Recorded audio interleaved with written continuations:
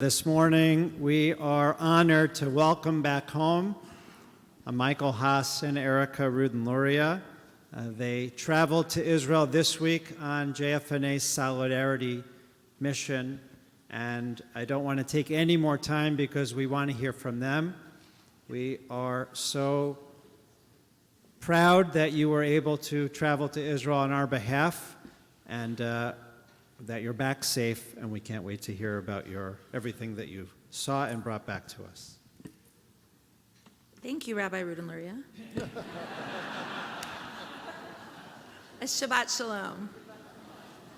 Okay, now Brooklyn, I'm counting on you to adjust the mic if I have any issues up here, okay? Seriously, I just want to start by wishing the family a huge mazel tov and kol hakavod, mazel tov to Brooklyn and the entire family. You know, at a time like this with what the Jewish people are going through, actually, we need to celebrate more these milestones. It's all the more important to have a b'nai mitzvah, to celebrate with a family. It's all the more important to celebrate the birth of a child and weddings and all of it. So there should be like double the amount of joy and simcha today for you, Brooklyn, and for the family, all the more, not only because you're the great person you are, but really because we're about life as a Jewish people. That's what separates us. We are about life. So I want to start with two quotes of things that we heard from people. One, "This is not my shirt. These are not my pants." He'll adjust. He's taking your job already. "This is not my shirt. These are not my pants. I don't know if my bed exists anymore. And if it does, I don't know if or when I'll go back." And then I want to move to another line. "We could act like victims of the situation or act with strength and be stronger than we were in the past." So today we're standing here, and it's a time like no other in my lifetime, in our lifetimes. And we were given the opportunity to travel to Israel on a small solidarity mission. So if it's not obvious, why did we go? To show solidarity, to listen, to comfort, really to hug everybody in sight, to strengthen people we met with and to allow them to strengthen us as well. And really, the theme of everything that Michael and I are going to talk about is v'yachad, is together. The levels of appreciation of the people with whom we met for seeing us was like nothing I've ever experienced. Now, many of the people we met with know that we travel all the time. Leaving the country and going to Israel is actually not abnormal. And still, given the depth of trauma and the multiple layers of pain and trauma impacting, I think, everyone, and where they are in terms of feeling grief and anger and pain and isolation, I'd say that today we need each other more than ever before. And so one of the things that you're going to hear us repeat a few different times is that the time is now to act. So on November 14th, I ask if you are able to cancel your days, take your kids out of school, fly your kids in to DC from wherever they are located, and join us at a very large rally at the mall. We will tell you where Cleveland is meeting up. We will give you all of that information in advance. The rally is focused on three things. One, we stand with Israel against terror. Two, bring the hostages home now. And three, Jew hatred, anti-Semitism has no place in this country. My turn. Brooklyn, I bring you mazel tov from your cousins Ellie and Eitan. I got to see them before I left Tel Aviv, and you should be so proud of what they're doing on the ground, the leadership they're showing, the volunteerism. B'yachad, as Erika said, I've been to Israel a lot. I was there during the times of the Intifada, and I have never felt raw emotion like I did on this trip. the depth of sorrow, grief, fear, shock permeates everyone. The streets are empty. People are figuring out what to do, how to act. At the same time, they have wars going on in the north and in the south, and could argue even in the west. It is like nothing I've ever seen before. But bayachad lenatzeach, that's what everyone keeps saying, together we will win, and we will win. But we'll share a couple of little stories with you, what we saw, both of heroism, examples of the atrocities that happened, and some hope. And then I'm going to leave you with 4 takeaways when we're finished. And I ask each of you to commit to these 4 takeaways. They're imperative, because if you don't realize, anti-Semitism isn't at our doorstep. It's in our house. We were asleep at the wheel, and it's here. And all of our lives, the lives of our children, our grandchildren, our friends and neighbors are at risk, and it's time to act, and we have no choice but to. So, as Erika said, I'm going to talk about meeting the hostage families, Erika, and Kibbutz Beret, if that's okay with you.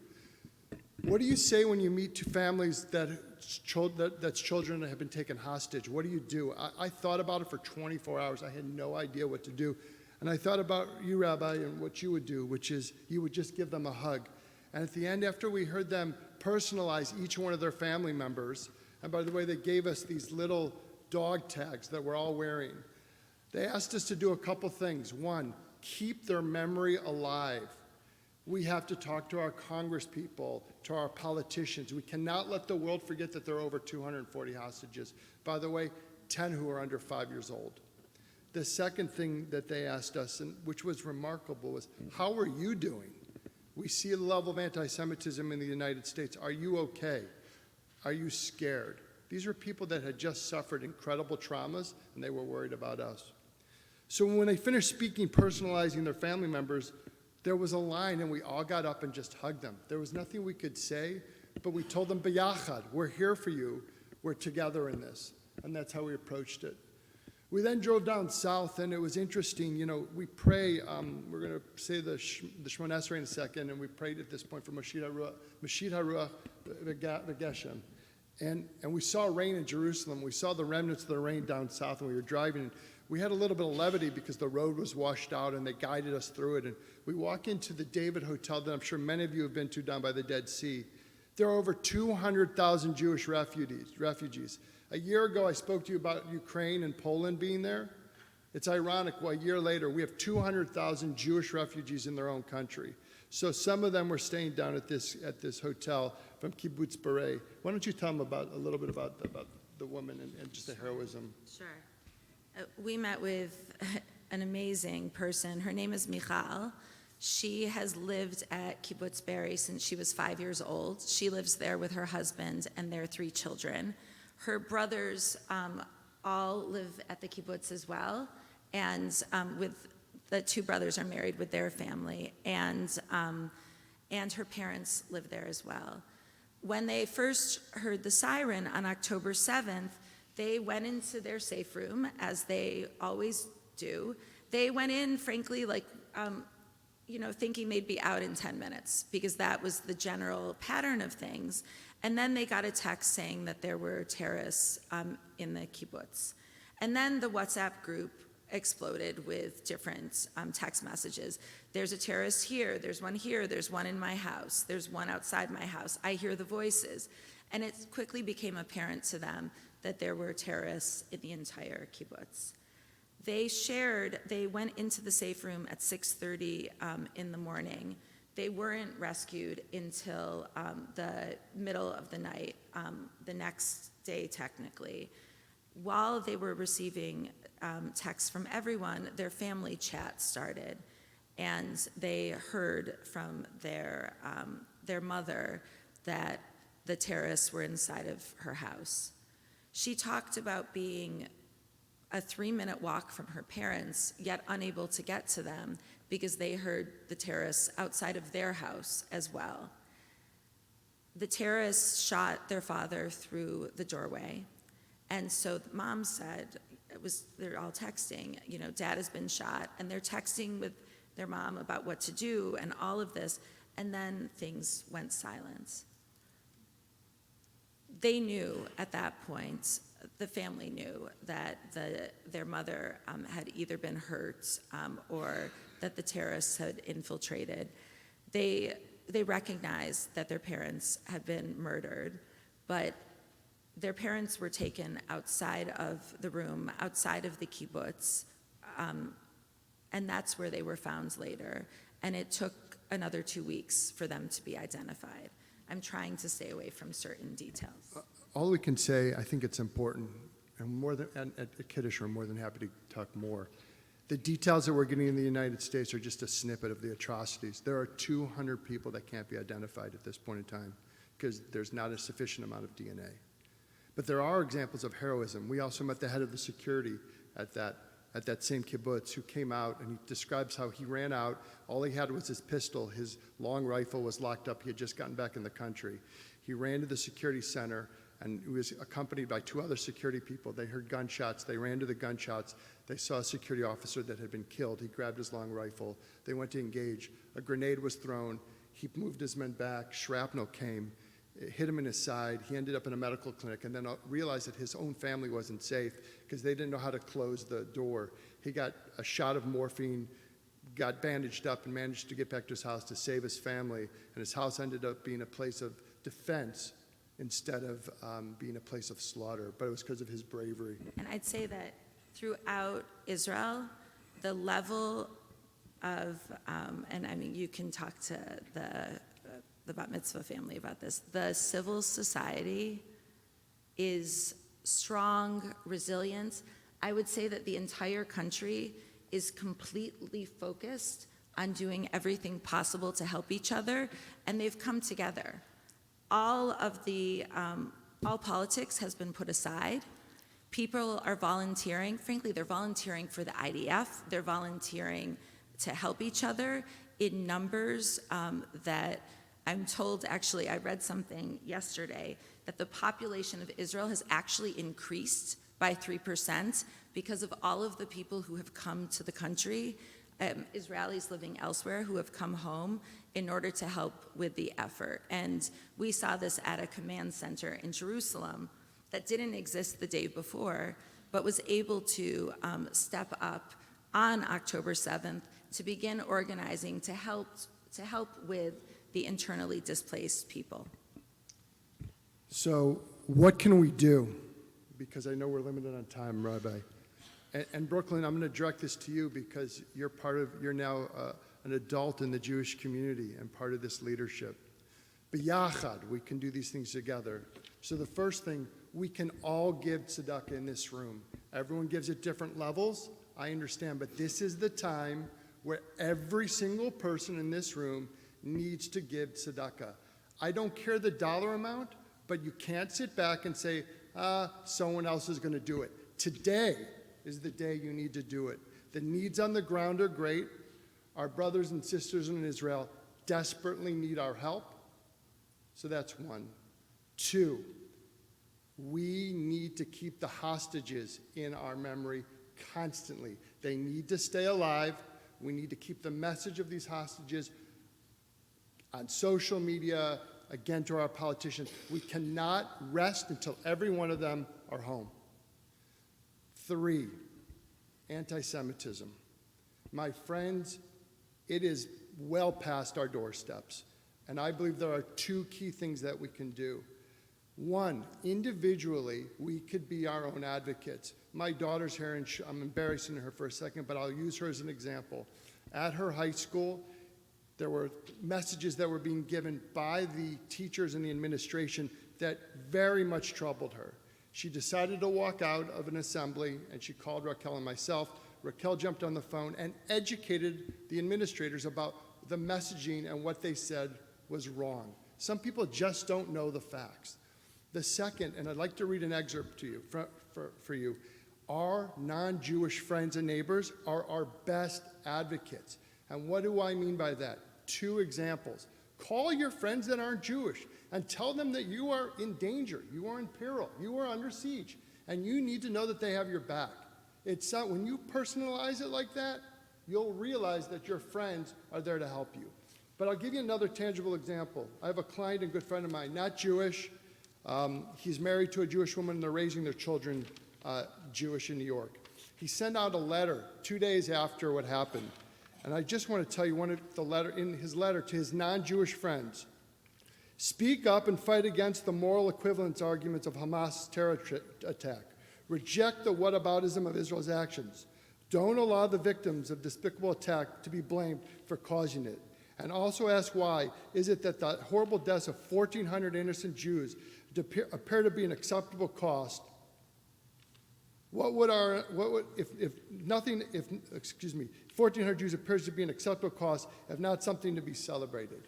It's a longer letter, but he stood up. He's an advocate for us as Jews. And the fourth thing I'd ask you to do is you read today the prayer for our soldiers. I'd ask every one of you every day to please say this prayer. I believe in the power of prayer, and together we can help overcome this.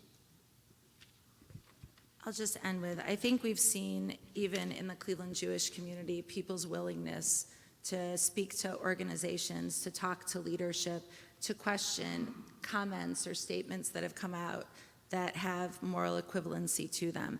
And I just want to say thank you to everyone who's done that. Now is not a time to be polite. Now is a time to have the difficult conversations. Many people, frankly, don't even realize what they're saying or why moral equivalency is offensive. And it's really time that all of us need to be educating everyone around us. And the Federation is here to assist with that as well. So my last ask of you would be to please join me on November 14th in Washington. We have to demonstrate to those that stand up for us that we are there. So all of our elected officials, and we're blessed in Cleveland to have many elected officials that are very strong in support of the Jewish community and in support of Israel, speaking out against anti-Semitism. It is very, very important that we show up and stand up with them as well. So I guess my final message to you all, though, would be that the strength on the ground in Israel, it's a really tough time. It's a really awful time. The strength of the people of Israel is so tremendous and resilient, and watching what people are doing to go out of their way for each other should give you and gives me a great amount of hope as well as motivation. If you're in Israel, there's a certain fight that they're all focused on. We have our own fight in supporting them.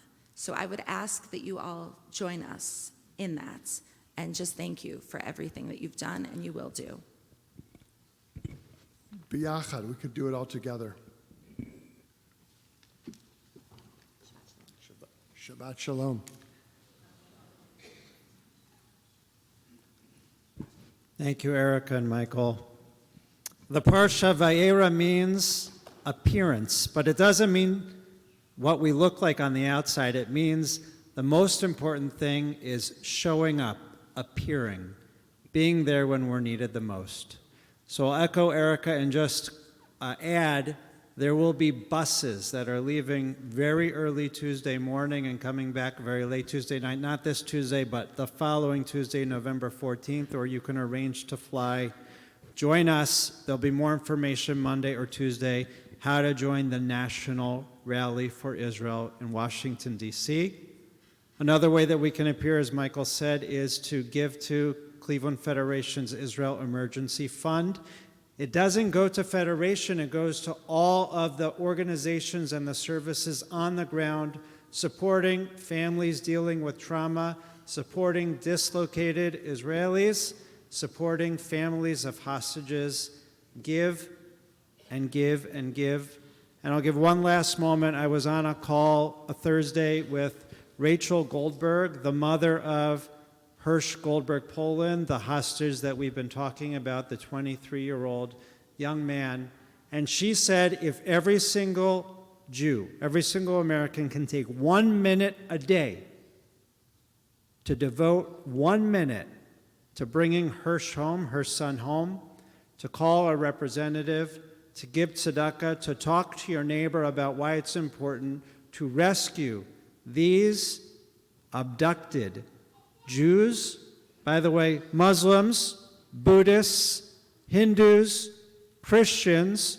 Of the 240, they represent people from 33 different countries, not just Jews, that we must do our part to bring them home. As Rachel said, just 1 minute a day to save her son and to save a world. Shabbat Shalom.